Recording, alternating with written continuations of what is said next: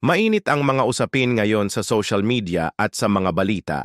Mga akusasyon laban kay Vice President Sara Duterte, mga paninira at mga tangkang impeachment.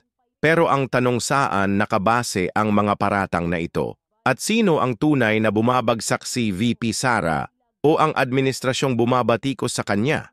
Ayon sa pinakahuling ulat ng Commission on Audit, binigyan ng unqualified opinion ang Office of the Vice President. Sa ilalim ni VP Sara Duterte ibig sabihin, malinis ang libro, maayos ang paggastos at walang bahid ng anomalya. Hindi ito opinyon, kundi opisyal na dokumento. Samantalang may mga kongresistang pumirma para sa impeachment laban sa kanya, tila mismong COA na ang sumagot walang basehan ng paratang.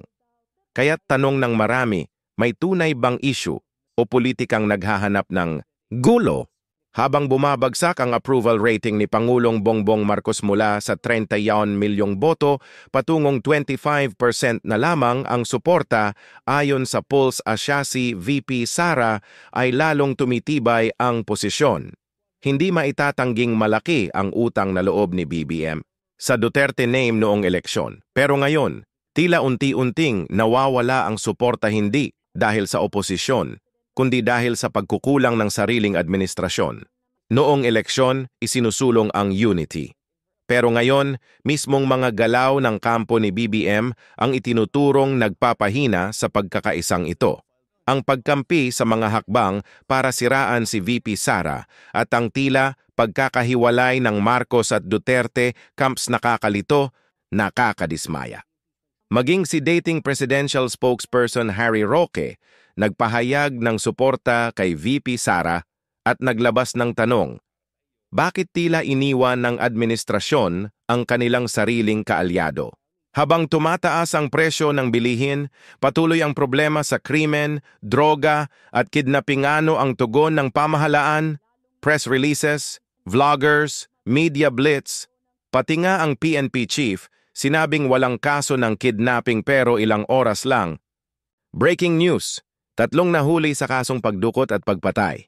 Nasaan ang aksyon? Nasaan ang liderato? Kung may mga seryosong issue na dapat unahin bakit tila ang prioridad ay pagsira sa mga kaalyado, hindi paglilingkod sa taumbayan?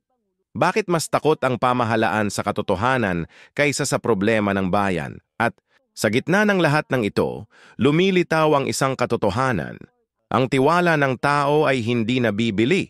At hindi rin ito kayang ibalik ng propaganda.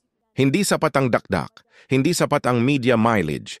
Ang kailangan ng bansa ay tunay na aksyon, hindi ilusyon.